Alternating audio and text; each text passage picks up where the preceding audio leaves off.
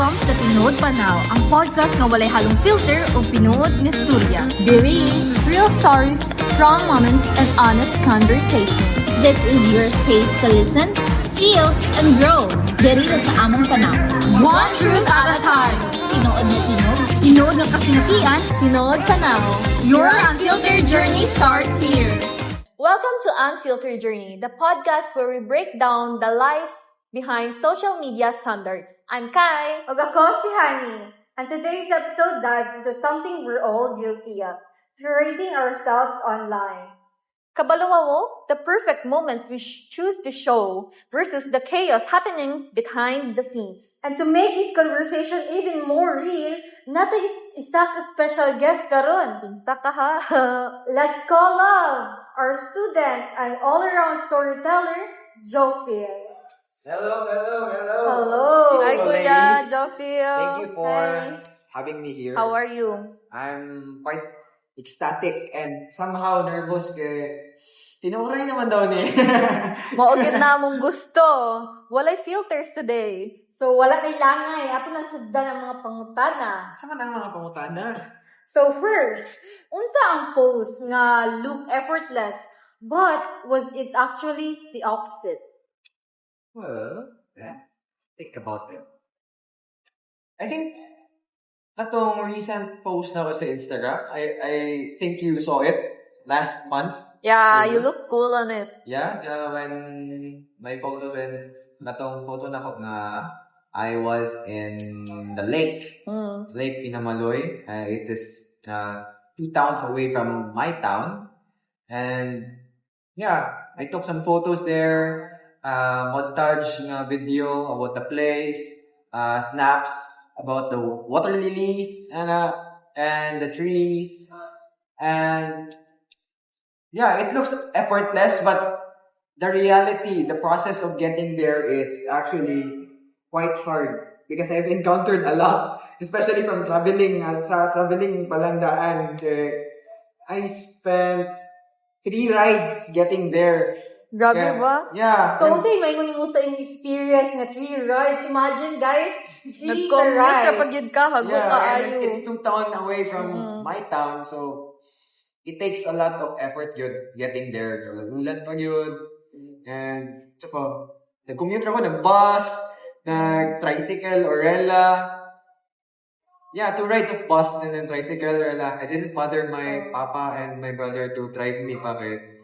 Well, So, hearing sa imong struggles, why do you think we do this? Like, why do we feel that need to present the polished version of ourselves online?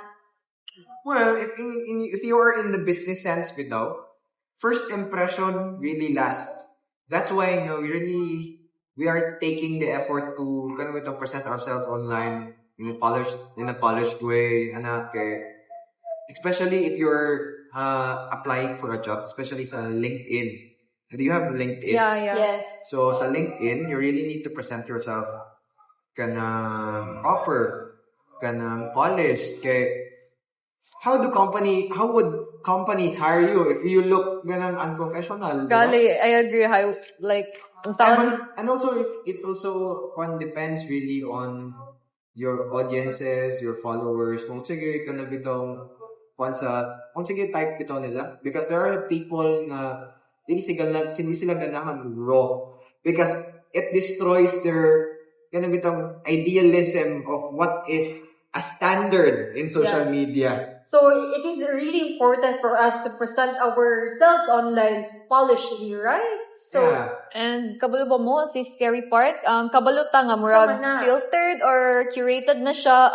We still compare ourselves good to others. napakay maingon sa inana nga, even though nga curated na kayo ato ang live online, gina-compare ka po na itong selves Sa ilaha.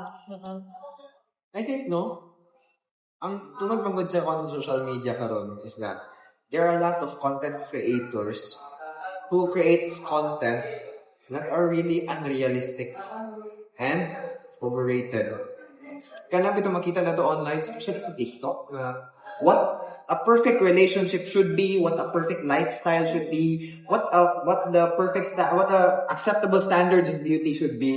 Kaya ito yung That's why nga, mga viewers po, especially mga Gen Zs, end up comparing themselves to unrealistic standards or measuring their worth on standards that's not even realistic, you know? So, talking about unrealistic standard, ano pa yung mga struggles nga gaka-feel nga dili ka kakita online? Kanang itong thought nga you can't post raw photos online because you're afraid that people might judge you. Tinag itong inana. Like, you want to be vulnerable but tungkol kay audiences prefer not that kind of content. We, as content creators or kita man post online and end up curate our life into somehow perfect. We want to appear perfect because we want to please our audiences or followers. We want to portray something that we're not. And I agree because like daghan gyud sa ato nga like nakalimot ba nga life doesn't stop just because you want to create content. Yeah. And it is really important that you should stop pleasing people online. Guys, kadungog mo It's a tiring pursuit, you know? It's a tiring pursuit nga you post online, you get active online, pretending to be something you're not, because at the end of the day, it will cost you.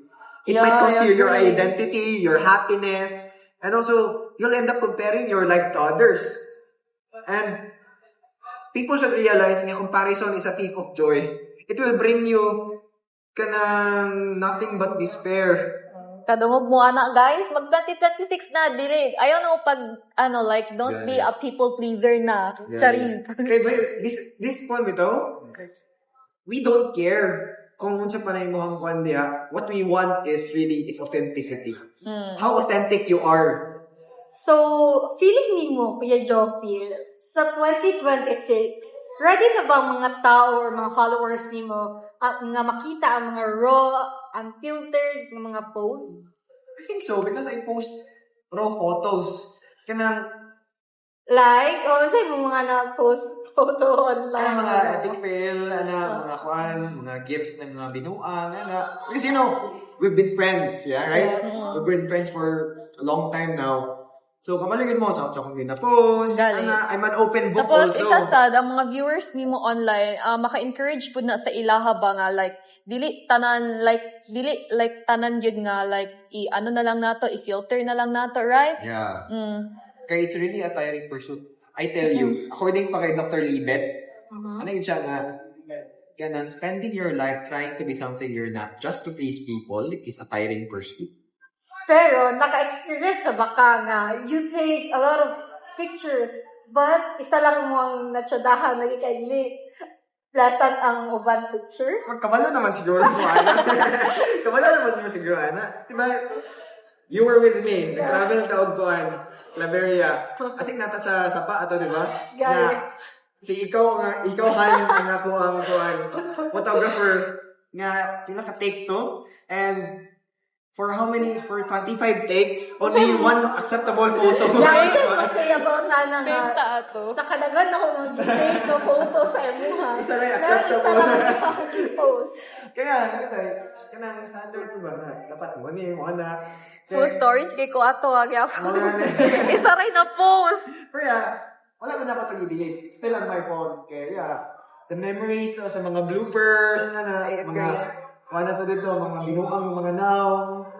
So, yeah. So, aside sa mga bloopers and mga unfiltered ng mga pictures, napakay lahi nga account nga dito ra ang mga posts nga pwede rin yung i-post sa mga raw or unfiltered o mga funny pictures. Kay I saw your Instagram. You present yourself polishedly, like nice kay mo hang Honestly, some sort of nice. Nakakita ba ni mo ka ang story ni Kuya Jofil? Murag clean kayo ba? Very you follow also the standard of creating a story. Like, or mga gala. Or mga ginaingon pa sa mga batanon karon, like aesthetic mo feed. Yeah. diba, kita mo sa mga stories. well, I'm a foodie man good. So, hindi ko kaon-kaon sa gawa. So, mostly, Makes sense. Ako stories, kay I'm always out. I always eat out. Well, it's, after a tiring day, maganda na ako cooking. So, gusto na ko i-share ko sa online. I don't post my face, gani kayo. Yeah. Only food lang na, mga experiences, So, that's really me. I don't post photos that are not mine just to appear something. Yeah. So all my photos are mine, guys. Sakto. Sakto, By guys. bringing up that ka na mag-post, kisa man na, kisa nagkakaigoan. Kanang mag-airdrop bitaw. Me, kanang airdrop na sa ako kaya. Ako Fire story namin. So, unta, dito to ng inana ng mga cloud chase. Well, it's my opinion. It's okay to Yeah. it's okay to post ng a luxurious life or a better life or experiences nice things. Just don't overdo it to the point that you're using other people's photos just to appear something, just to appear that is your lifestyle and not. I agree. Where's your integrity in that? I Yeah, so- agree. And then let's not forget everyone to like always be kind to others, yun. Like that doesn't mean na like mura na like imong gina-post online kayo luxurious kaayo and then pangit man di kag batasan, di ba? Correct. So, going back, kanang in this generation, nagite standard of stories, posts, or something i-post online na standard nga gina-follow na or mga static. So, what advice can you give, Kuya Joffrey, as a sige post, sige story online, kasi mahatag nga advice sa mga kabataan karon sa manato. First of all, ako ma-advise sila kay it's not everything you see online is It's really real. true. Oh. It's really, not everything you see online is real as well. Kaya, punta ka ba doon i-post niya sa tao not to appear to inspire people. And it also depends on how we interpret the post. Yes. Kaya nga may mga post nga, if you see your friends posting their great lifestyle, traveling, don't take it personally. Don't Yeah, take you it need to against catch up. Yeah, don't take it. Like, you're making an evil eye. Oh, yeah, your like post. that. Don't take it against them. Yes. Kaya we have no idea how much work or how much effort they took just to ka. achieve that kind of life, that kind of lifestyle. Kaya, not everything we see online is true. And never compare yourself to the progress of other people because comparison is a thief of joy. Again, We should remember that. Kadungog mo ato guys, hindi nato need compare ato ng life para lang mo angat. Kung ayaw mo kahadlok na malamangan or some sort, just be positive. Right, Kuya Joffrey? And all of us, we have our own pace in life. Correct. Don't rush things. No? Well, we need to start somewhere, but never rush or overdo it to the point where you're using other people's photos just to appear acceptable to society. I agree. And then So, salamat kay sa imong advice, Kuya Joffrey, og sa mga words nga unfiltered. And need yun kayo na nato, in this generation, need yun na nato nga reminder. wait lang. So, thank you kayo, Kuya Joffrey, for having us today. Thank you kayo guys. Thank you kayo beautiful women, my beautiful friends for allowing me to be here, for guesting me here. It's really a privilege, no? And it's also a fruitful discussion, no? Is it not? And with that, thank you for tuning into the another episode of Unfiltered Journey. Ako si Hani. And I am Kai. Stay real, stay grounded, and we'll see you next one.